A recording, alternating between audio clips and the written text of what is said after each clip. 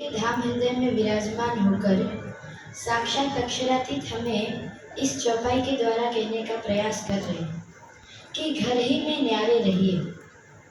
वाणी में एक ग्रंथ है किरंतन, और उसमें ये प्रकरण आता है जिसमें ये दो प्रकरण हैं। एक है जीव और देह के संवाद के रूप में। जीव और देह का संवाद किस प्रकार से? जीव देह से कहता है। इसमें पहले प्रकरण में देह जीव से कहता है कि जब शरीर जो जीव है वो शरीर को छोड़ के चला जाता है तब शरीर की क्या स्थिति होती है, और जब स्थिति होती है तो वो पहले प्रकरण का वर्णन है। और दूसरे प्रकरण में जीव शरीर को कहता है कि शरीर की क्या महत्ता है। इसमें एक दूसरे को ये समझा रहे हैं। जैसे पहले प्रकरण में रे जीव जी, पहले प्रकरण में कहा गया है कि ये जीव क्यों जरूरी है, शरीर का होना क्यों जरूरी है। दूसरे प्रकरण में कहा गया है जीव की महत्ता दर्शाई गई। पहले प्रकरण का शीर्षक है कि जीव की महत्ता, और दूसरे प्रकरण का शीर्षक है रे जीव के तरफ, देह की तरफ से जीव को जवाब। जीव को जवाब किस प्रकार से? शरीर जीव को जवाब दे रहा है। जीव कहता है कि देह मतलब जब जीव को छोड़ देता है तो शरीर क्या है, सबका साथ हमेशा का नहीं है।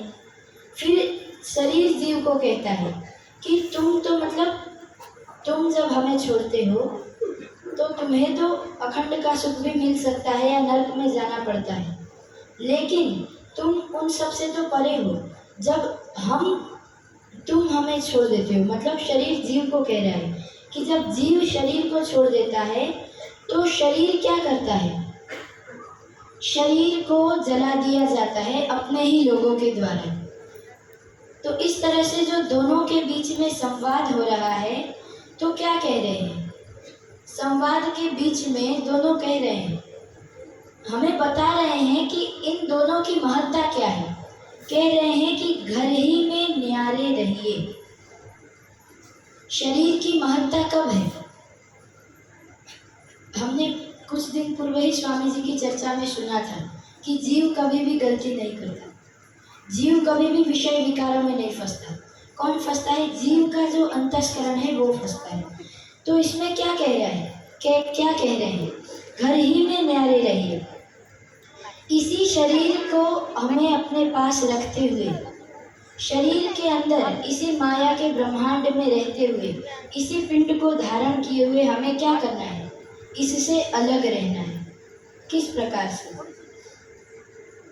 इस प्रकार से कि हमें ये आभास नहीं होना चाहिए कि हम एक शरीर हैं। आज हमें पूछा जाए कि हम कौन हैं, कोई कहेगा कि मेरा नाम अर्श है, मैं कहूँगा कि मेरा नाम अर्श है, किसी और से पूछा जाएगा, सब अपना अपना अलग अलग नाम बताएंगे, अपना स्थान बताएंगे। लेकिन क्या यहाँ पे कह रहे हैं? घर ही में न्यारे रहिए। इस शरीर में रहते हुए जब जीव या जो आत्मा है वो अपने आत्म भाव में स्थित हो जाए। हमें कितने जन्म प्राप्त हुए हैं? आज जब से सृष्टि बनी है तब से पता नहीं कितने वर्ष हो चुके हैं, और उतने वर्षों में हमने कितने जन्म धारण किए हैं वो हमें स्वयं को नहीं पता। और जितने जन्म हमने धारण किए हैं उनमें से अगर आज हमें परिचय पूछा जा रहा है तो हम किसका परिचय दे रहे हैं? वो हमारे शरीर का परिचय नहीं है, वो हमारे जीव का परिचय नहीं है, वो हमारे शरीर, जो ये शरीर है जो पंच तत्वों से बना हुआ है, उसका हम परिचय देते हैं। लेकिन क्या कह रहे हैं? घर ही में न्यारे रहिए। हमें इस शरीर से अलग हो जाना है। किस प्रकार से? वाणी में एक चौपाई आती है, लगी वाली और कछु न देखे, पिंड ब्रह्मांड वाको हैरे नाही, ओ खेलत प्रेमे पार पियासो, देखन कोतन सागर माए। क्या कह रहे हैं? लगी वाली कछु और न देखे, जिसको प्रियतम से प्रेम हो चुका है, उसे और कुछ दिखाई देता नहीं है। लगी वाली कछु और न देखे, पिंड ब्रह्मांड वाको हैरी नाही। उसके लिए इस शरीर, इस संसार का कोई अस्तित्व ही नहीं है। वो खेलत प्रेमे पार पियासो, वो कहाँ पे भ्रमण कर रही है? वो परम धाम के अंदर अपने मूल स्वरूप में विराजमान होकर के अपने प्रियतम के साथ लीला कर रही है। देखन को तन सागर में है, और हमें दिखाई दे रहा है उसका शरीर, लेकिन अंदर से वो कहाँ पे है? इस शरीर में है? नहीं। इस ब्रह्मांड में है? नहीं। उसका मन परमात्मा में लगा हुआ है, उसका जीव परमात्मा में लगा हुआ है, लेकिन दिखने में हमें क्या दिखाई दे रहा है? उसका शरीर है, चल रहा है, घूम रहा है, खा रहा है, पी रहा है। वही कह रहे हैं, घर ही में न्यारे रहिए, कीजिए अंतर में वास। मतलब कि हम इसी शरीर में रहते हुए भी अपनी सुरता को, अपनी जो शरीर, जो अपनी जो नज़र है, जो अपनी आत्मा है, उसकी जीव की मनोवृत्तियों को कहाँ लगा के रखते हैं? परमात्मा में, उस परम धाम के अंदर हम अपनी जीव की वृत्तियों को लगा के रखें। तो क्या कह रहे हैं आगे? तब गुण बस आपे हो वही, गयो तिमर सब नाश। यहाँ पे जितने भी सुंदर साथ बैठे हैं, सब किस लिए आए हैं यहाँ पे? अपनी आत्मा को जागृत करने के लिए। कहीं ना कहीं सबके अंदर ये इच्छा है कि उनकी आत्मा जागृत हो जाए। स्पष्ट रूप से क्या कह रहे हैं? तब गुण बस आपे हो वही, गयो तिमर सब नाश। जब हम से उठ जाएंगे, ध्यान चितवने में हमारी सुरता परमात्मा के पास लग जाएगी, परम धाम में लग जाएगी, तब क्या होगा? गयो तिमर सब नाश। हम उस त्रिगुणातीत अवस्था में पहुंच जाएंगे कि जहाँ पे क्या है? ज्ञान का प्रकाश है। गयो तिमर सब नाश, अज्ञानता का सारा अंधकार नष्ट हो जाएगा। क्या कह रहे हैं? अगली ही चौपाई में कहते हैं कि याविध मेला पियू का, पीछे न्यारे नहीं रैन दिन, जल में नहाइए कोरे रहिए, जागिए माहे सुपन। ये चौपाई आज के समय में सबसे महत्वपूर्ण चौपाई है। किस लिए? हमें सबको पता है कि हमें शरीर भाव से ऊपर उठना है। हम सबको दिखाने का प्रयास करते हैं कि हम यहाँ पे रहते हैं, हम माया, मतलब माया में हमारा ध्यान नहीं है, हम यहाँ सरसावा में आए हैं, हम इतने धार्मिक प्रवृत्ति के हैं। हम ये सबको दिखाने का प्रयास करते हैं, लेकिन क्या कह रहे हैं? याविध मेला पीयू का, पीछे न्यारे नहीं रहते। परमात्मा से मिलन कब होगा? जब हम पूर्ण रूप से अंतर्मुखी हो जाएंगे, जब हमारी सारी वृत्तियाँ एक और लग जाएंगी, जब हम अपने परमात्मा की ओर हमारी सारी वृत्तियों को लगा देंगे, तब क्या होगा? याविध मेला पीयू का। हम किस प्रकार से? इस प्रकार से जब हम अपनी चित्त की वृत्तियों को परमात्मा की ओर लगा देंगे तो क्या होगा? हम अपने प्रियतम के साथ, हमारा मिलन हो जाएगा। और सिर्फ एक बार के लिए नहीं। किस प्रकार से? पीछे न्यारे नहीं रहने दिन। एक बार अगर इस प्रकार से हमारा मिलन हो गया तो फिर हम एक क्षण के लिए भी अपने प्रियतम से अलग नहीं हो पाएंगे। लेकिन हम अपने शरीर भाव से ऊपर उठे कैसे? एक दृष्टांत दिया है यहाँ पे। जिस प्रकार से कमल का फूल होता है, मंदिर के बाहर जो लगा है, उसमें आपने देखे होंगे कमल के फूल।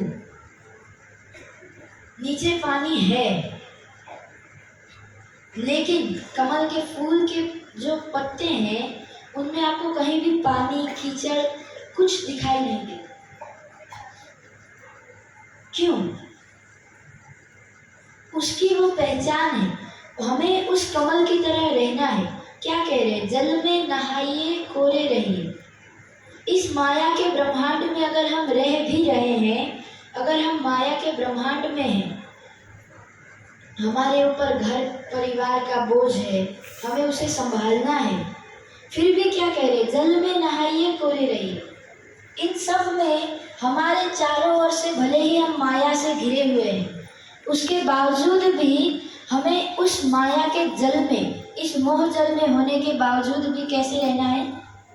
कोरे रहना। उस कमल के फूल की तरह अपने सारे उत्तरदायित्वों को निभाते हुए भी हमें अपने प्रियतम परमात्मा से अलग नहीं होना है। एक क्षण के लिए भी हमें अपने प्रियतम परमात्मा को भूलना नहीं है। तो क्या कह रहे हैं? याविध मेला पीयूष का, अगर हम कुछ क्षण के लिए भी अपने प्रियतम परमात्मा से अलग न रह पाए और अगर प्रियतम परमात्मा से हमारा मिलन हो जाए तो क्या होगा? हम एक क्षण के लिए भी अपने प्रियतम से अलग नहीं होंगे। यहीं बैठे बैठे हम धन्य धन्य हो जाएंगे, हमारी आत्मा जागृत हो जाएगी। जब हम यहाँ बैठे बैठे हमारी आत्मा जागृत हो जाएगी तो प्रगटवाणी की अंतिम चौपाई हमें बहुत ही अच्छे शब्दों में एक बात समझाने का प्रयास करती है कि इत ही बैठे घर जागे धाम, पूर्ण मनोरथ हुए सब काम, धनी महामती हंस ताली दे, साथ उठा हंसता सुख ले। क्या कह रहे हैं? इसी माया के ब्रह्मांड में रहते हुए इत ही बैठे घर जागे धाम, इसी माया के ब्रह्मांड में रहते हुए हम अपने परम धाम के अंदर जागृत हो सकते हैं और हमारे संपूर्ण मनोरथ भी पूर्ण हो जाएंगे और हम परम धाम में अपने प्रियतम के साथ हंस के बात भी कर पाएंगे। लेकिन कब? जब घर ही में न्यारे रहिए कीजिए अंतर में वास। जब ये चौपाई हमारे आत्मा में हम इसको उतार लेंगे, हम अपने रहने में इस चौपाई को ला देंगे, फिर हमारे और परमात्मा के बीच में कोई भी अंतर नहीं। फिर हमारे लिए वाणी की एक एक चौपाई सार्थक होने में कुछ भी दूरी नहीं है, कुछ भी देर नहीं है। तो सुंदर साथ जी, आज हम इस चौपाई का महत्व समझें। जो सुंदर साथ अपने लिए सच में अपनी आत्मा को जागृत करना चाहते हैं, वैसे तो जो भी यहाँ पे आए हैं वो सभी इसी इच्छा से आए हैं कि हमारी आत्मा जागृत हो। तो जो भी हमारे अंदर की इच्छा है वो पूरी करने के लिए किसी न किसी रूप में हमें इस चौपाई को अपने अंदर उतारना ही होगा, क्योंकि वाणी में स्पष्ट पहले भी कह दिया, लगी वाली कछु और न देखे, पिंड ब्रह्मांड वाको है रिना। जिसकी सुरता लग चुकी है, इसके लिए इस शरीर, इस ब्रह्मांड का कोई अस्तित्व नहीं है। जो जिसकी सुरता इस माया के ब्रह्मांड में लगी हुई है, उसके लिए ज्ञानपीठ में रहते हुए भी, यहाँ रहते हुए भी कोई सुख नहीं है, कोई लाभ नहीं है। और जिसकी सुरता घर रहते हुए भी उस परम धाम में लगी हुई है, परमात्मा में लगी हुई है, पल पल उनका चिंतन राज्य के लिए है, पल पल वो राज्य के बारे में सोचते हैं, उनके विषय में किस प्रकार से सेवा करें, किस प्रकार से प्रेम भाव को अपने हृदय में आत्मचित और आत्मसात करते हैं और वाणी का मंथन करते हैं, चितवनी करते हैं। उन सब सुंदर साथ के लिए घर में रहते हुए भी वो परम धाम के समान है। वो कहीं भी रहे, इस संसार के किसी भी कोने में चले जाएं, लेकिन वो अपने परमात्मा से एक क्षण के लिए भी अलग नहीं हो सकते। इतना ही कह के मैं अपनी वाणी को विराम देना चाहूँगा सुंदर साथ जी।